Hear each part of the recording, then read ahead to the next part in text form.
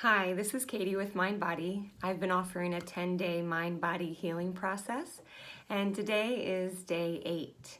At the end of this series, I'm going to be hosting an online breathwork session, March 30th, Monday, 7 to 9. So if you'd like to join, send me your email address. I have been going through these wonderful topics in these last 8 days and getting great feedback. And I want to thank everybody right away for going on this journey with me and sending me your input and all of that. It's really been wonderful.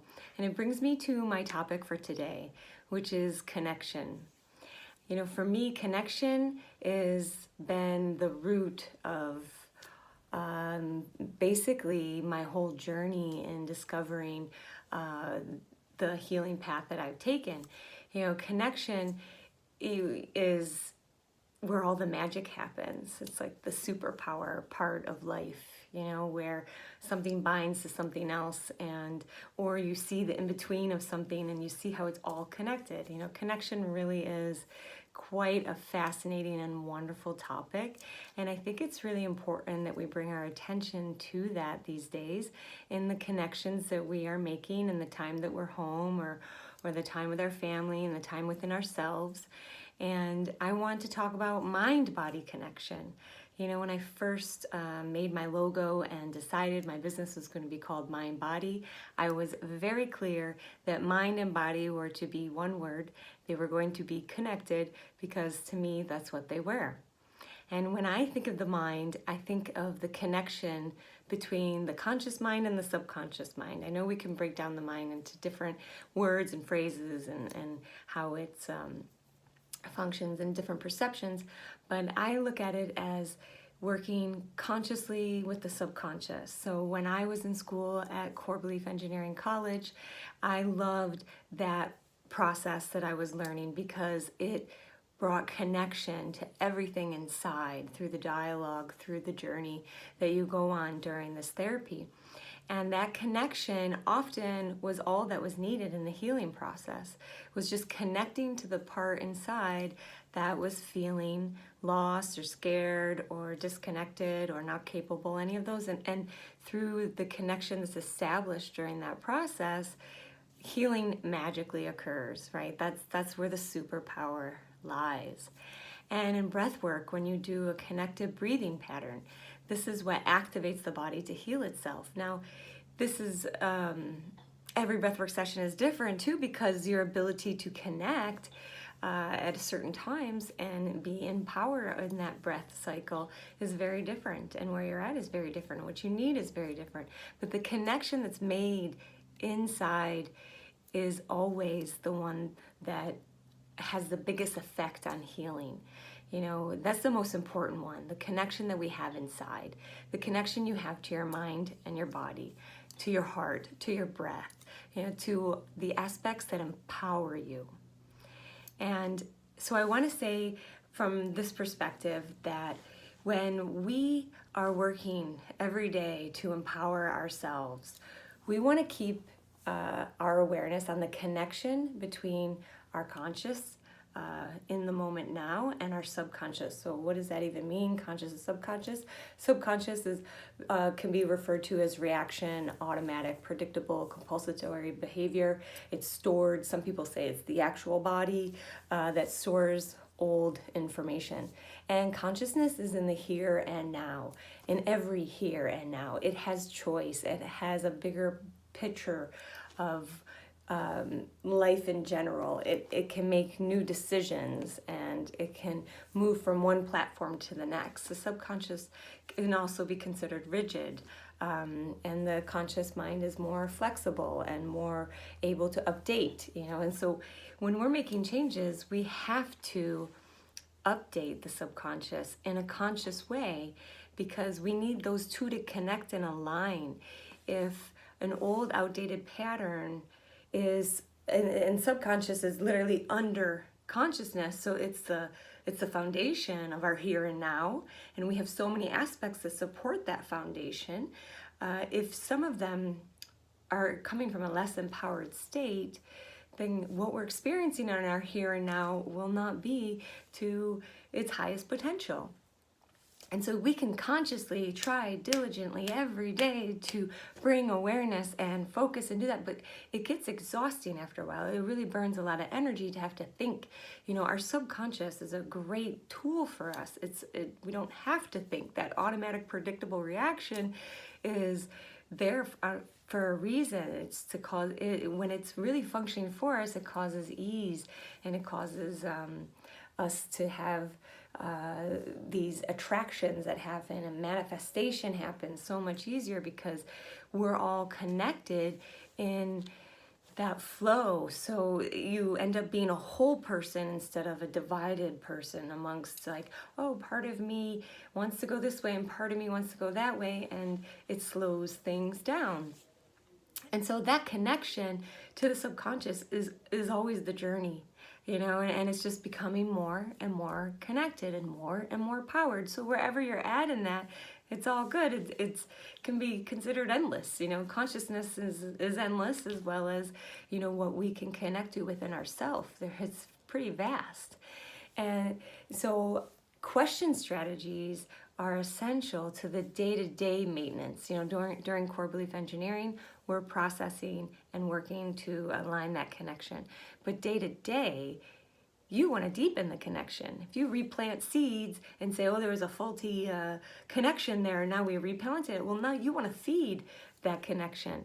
So you want to wake up with daily connecting thoughts, daily connecting routines, daily connecting intentions, dreams, and you want to embody them and tune into all of you to get that most manifestation, to say, are we all on board, subconscious, every part of me, and tune in and ask those questions inside. Is there any part of me that objects to me wanting to do this today?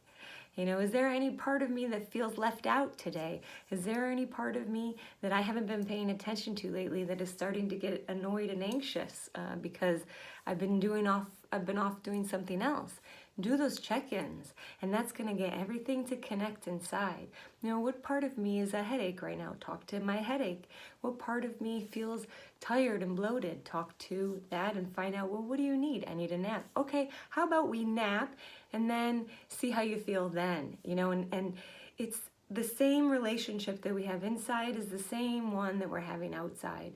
And so that patience and understanding and asking clear questions always strengthens the connection, right? I learned core belief and breath work at a time where I was divorced, at a time where I knew connection was more important than anything. I needed to connect to myself in order to rebuild whatever relationship was possible with the father of my child.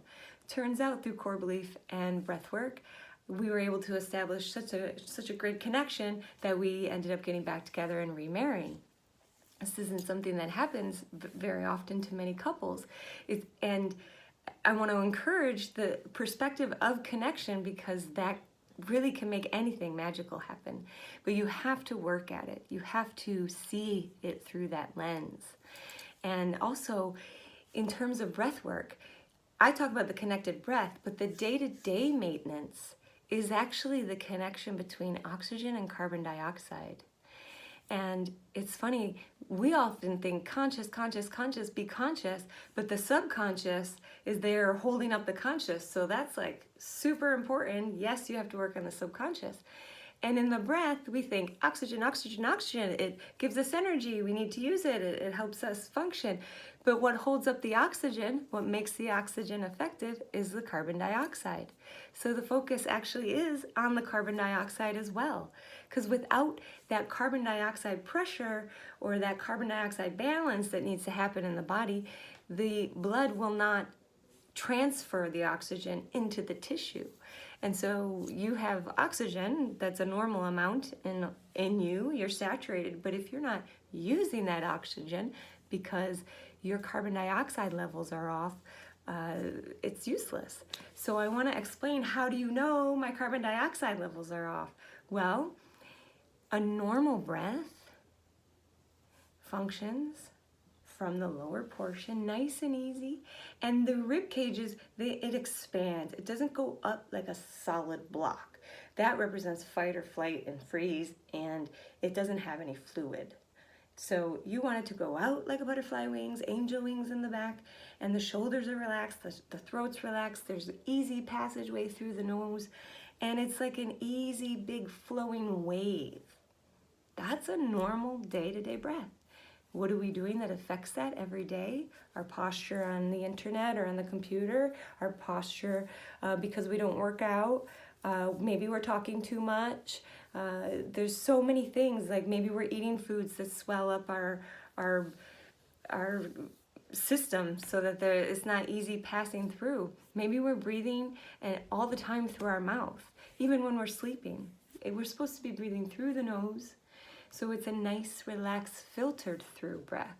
And spaces in between the exhale and the exhale and the inhale verify that you're not oxygen starved. People say oxygen starved. It's like your muscles are not getting the oxygen.